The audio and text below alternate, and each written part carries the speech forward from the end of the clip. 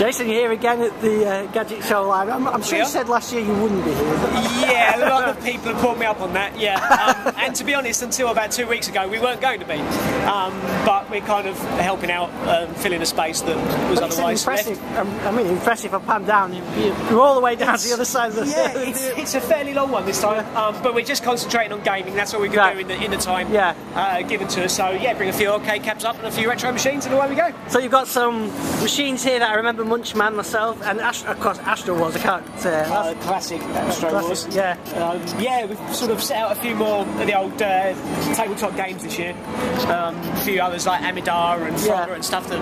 I suppose these are things that need preserving as well, aren't they? Well, you know, it just perhaps not as intelligent. We do quite a bit on Facebook with them, just pictures of them and stuff, and there's so many people who are into them. That we thought, okay, let's make a little display out of them. So it's a little bit off the track of computing, I admit, but you know, still very nostalgic to a lot of people. And for some people, you know, it was a kind of the grandstand device was your introduction into sort of technology and computers and gaming. Yeah, I mean, I had one of these things before I had a computer, so you know, it is that very first introduction. The Simon machine, I remember that. You know, playing on that. Horrible thing. My sister had one of them. But no, I think you know, I'd say they're very nostalgic, and for a lot of people, it's their first sort of you know, gaming device, as it were. Yeah. It's as basic as it seems. And then going down here, you've got what we've got here.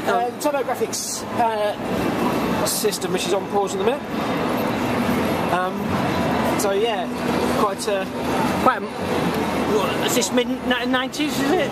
Yeah, about, I think, off the top of my head, around 95, 96, I think. Yeah. Don't quote me on that, though, although it's on video, so. But yeah, it's kind of an underrated system, really. Yeah. And quite sought after now. So, looks quite good on the big screen there as well. Yeah, it does. Yeah. It does. So these cabinets here, then, these are ones that you brought with you? Yeah, absolutely. So we've got quite a few cabs that have been sitting away in storage. So now we've got the place in Cambridge. We've started getting them out, started testing them. So we've got the Sega Megatech out, a couple of little fixes to that. That seems all pretty good.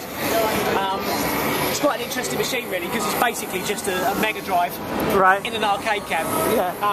Technically, it's much more than that. There's a big circuit board in there, and the cartridges are different. But you know, still, it's got Sonic on there. And, you know, so this again would be early 90s, would it be?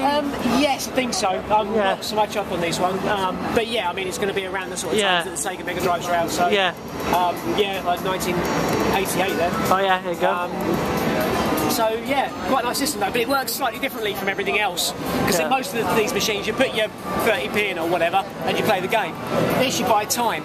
So you know, you put, I think it's a £1 credit, and you buy 5 minutes of time. Right. So if you're just getting towards the end of Sonic and your time runs out, that's it. Unlucky. But I think it beeps at you and gives you a chance. And then you've got some 16:1 boards and things like that. With all the old classic Pac-Man and Donkey Kong and Space Invaders. At the Gadget Show, people are much more into just remembering the games rather than necessarily being the absolute originals.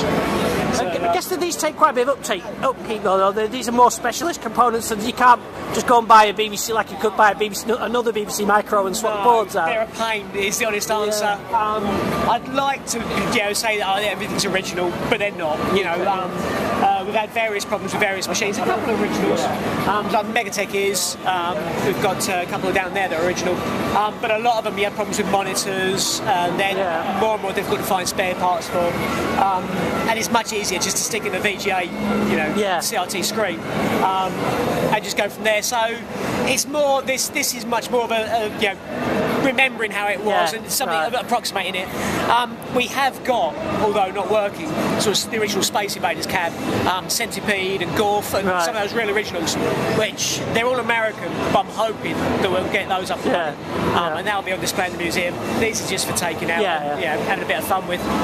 And then moving down here, so obviously got the BBC Micro. Yes. Somebody's managed to get out of the menu on.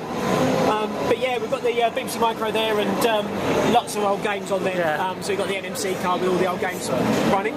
Now the one that you've got next to it here is one I have myself, an Amiga 1200. I don't think I've seen that here before. I think it's a new one. Yeah, it probably is the first time we've had it at the Gadget Show, And the joystick and the mouse and everything, it brings back memories. It actually looks really old-fashioned compared when I think it's... it looks old. Even compared to the BBC Micro.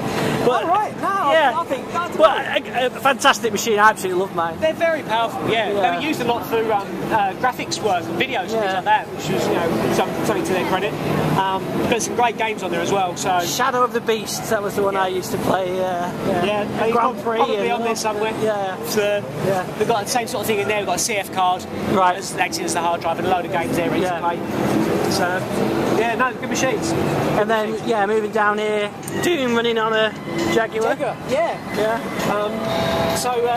thought we'd bring a Jaguar along this time. I don't think we did it at the very first Gadget Show, but not since then. Then we've got the N64. Oh, with the Bond, the GoldenEye, is it? It's got to be GoldenEye. Yeah, that's the only game I know for that. Everybody wants GoldenEye. Yeah. And as much as you want to sort of, put something a bit different, everybody just wants GoldenEye. Yeah. So, multiplayer. And then we've got Sega Saturn. That's up and running with, I mean, what's on there? Right, that's Sega Rally. Yeah, of course it is.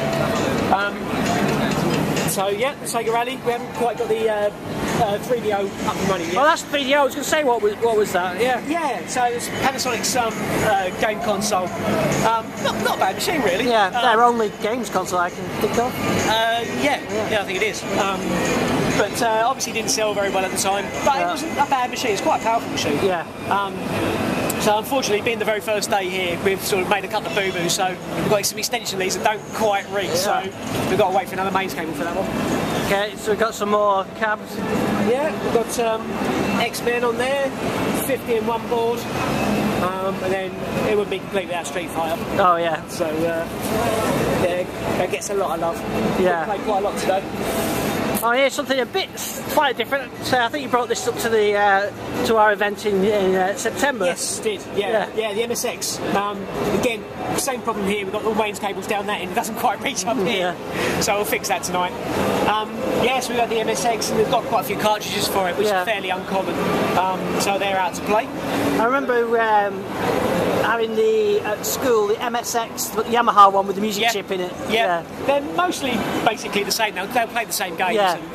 But obviously, like you say, that one had the OPO3 chip in it. So, And then, going to stop at my personal has to be favourite. Has to be done. And running Attic Attack as well, fantastic.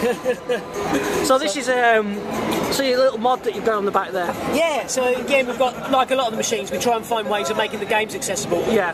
So we've got 128 meg CF card on the back there, and this great little board there called the Divide, that just interfaces it and loads games in a blink of an eye. Yeah.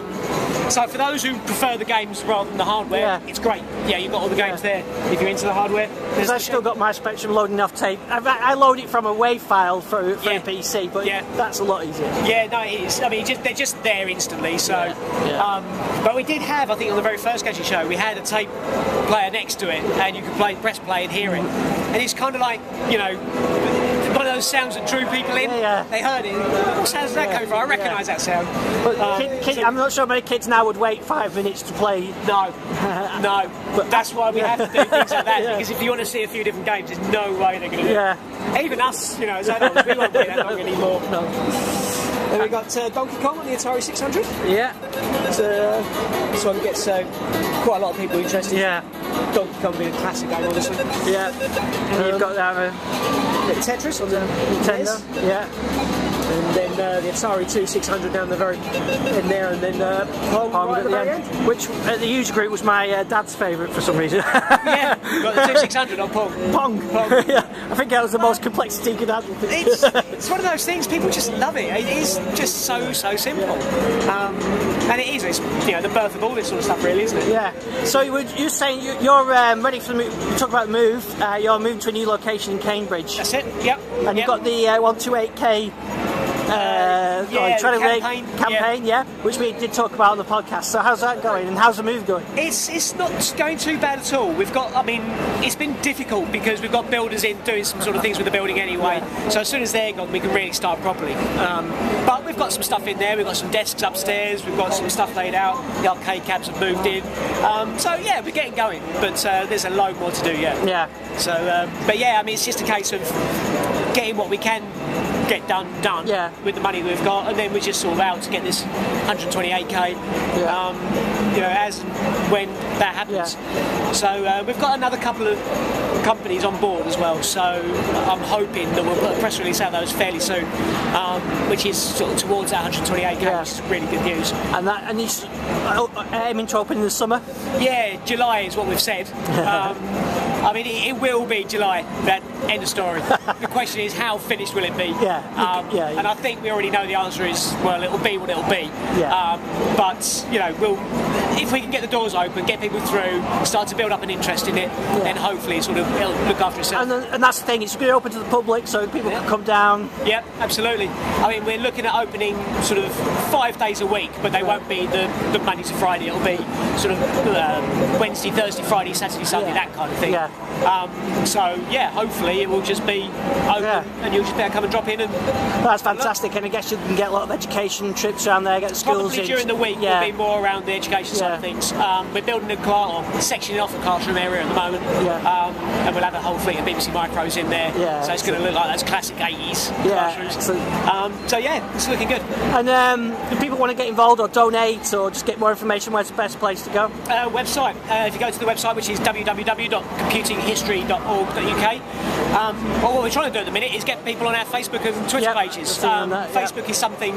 What we're doing at the moment is we're using Facebook to document the people in the museum. I've seen that. So you can't really do that in 127 characters on Twitter. So yeah, we're just sticking loads of pictures on Facebook and letting people see how it's going. So if you want to get involved, just follow us on there and like us on there, and excellent. Email us at the website. Well, hopefully we'll see you down there at some point this year. I'll make a trip down. That'd be fantastic. And good luck with the opening. Yeah, cheers very much.